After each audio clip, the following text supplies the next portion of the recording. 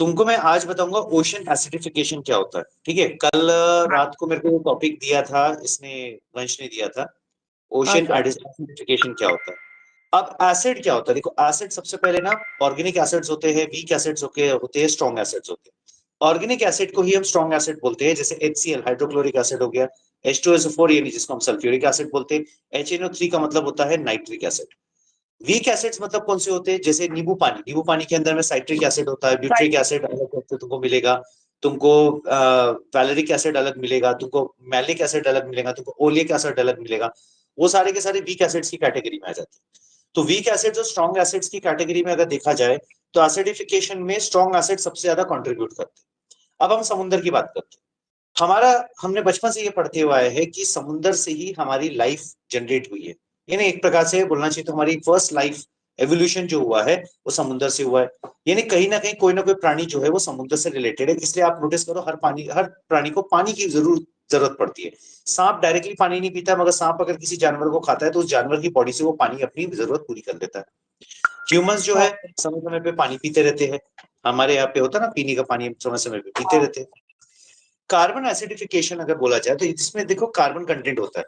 अगर मैं ओशन को एसिडिफिकेशन की बात करता हूं तो जो हम कार्बन उत्सर्जन करते हैं, यानी जो कार्बन डाइऑक्साइड जो हम प्रोड्यूस करते हैं, अब कैसे प्रोड्यूस होती है, जैसे गाड़ियां चलती है तो लोगों की 90% गाड़ियां जो है ना वो प्रॉपरली ट्यून्ड अप नहीं रहती। ट्यून्ड अप का मतलब सर्विसिंग नहीं कराते, उसकी साफ सफाई नहीं करवाते, और बस वो गाड़ी को चलाए जा रहे, रगड़े जा रहे हैं वो गाड़ी को। अब रगड़ते रगड़ते ऐसा हो जाता है कि एक समय ऐसा आता है कि गाड़ी बोलती है धन्यवाद, अब तुम झेलो धुआं। तो गाड़ी जब जैसे ब्लैक कलर का धुआं छोड़ती है, इसका मतलब है वो पूरी तरह से फ्यूल नहीं जल रहा है। जो ब्लैक कलर हाँ। का धुआं है वो होता है कार्बन मोनोऑक्साइड। क्या होता है? Carbon carbon monoxide. मोनोऑक्साइड। अब ये कार्बन मोनोऑक्साइड एटमॉस्फेयर में मिक्स होता है, एटमॉस्फेयर में बादलों में मिक्स होता है, बादल जो है पानी के रूप में गिरते हैं, नदियों में भी पानी हो जाता है, वही नदियां जो है समुद्र में जाके मिलती है, तो समुद्र धीरे धीरे एसिडिफिकेशन होने लगता है। यानी समुद्र के अंदर जो कार्बन जाता है वो कार्बोनिक एसिड में कन्वर्ट हो जाता है।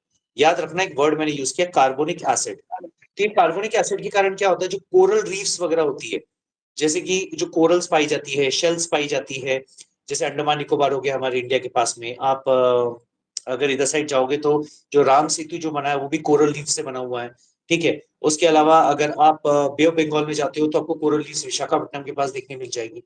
कोरल हाँ। रीफ्स नेचुरल रीफ्स होती है, ये करोड़ों साल में कंस्ट्रक्ट हुई है।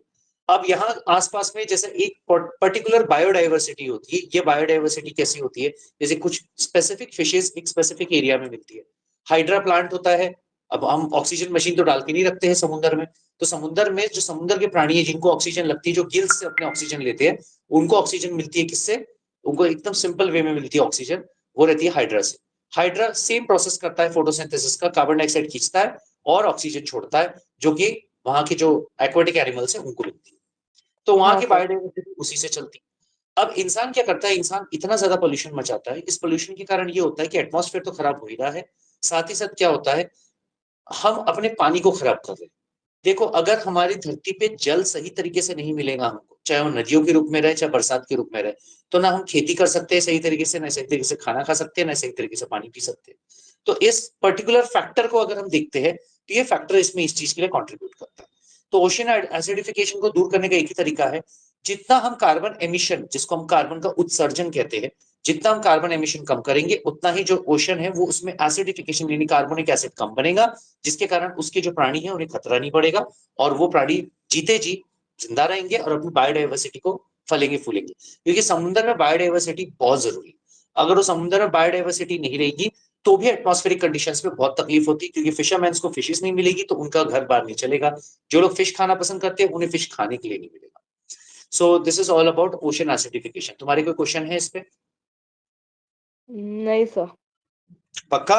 क्लियर है? हाँ। हाँ सर। ठीक है। तो फिर देखते हैं कल का कुछ नया टॉपिक डिसाइड करते हैं। अब तुम्हारी तरफ से टॉपिक आना चाहिए। देखो, ये वंश की तरफ से 2 बार टॉपिक आ गया है, वंश ने 2 बार ओके। टॉपिक दिया है सर ने। अब आपको भी इस बार टॉपिक देना है, तो सोचो और टॉपिक मुझे आप आरताई में लिख के भेजो, ठीक। तो उस टॉपिक के ऊपर मैं ठीक। नोट्स बना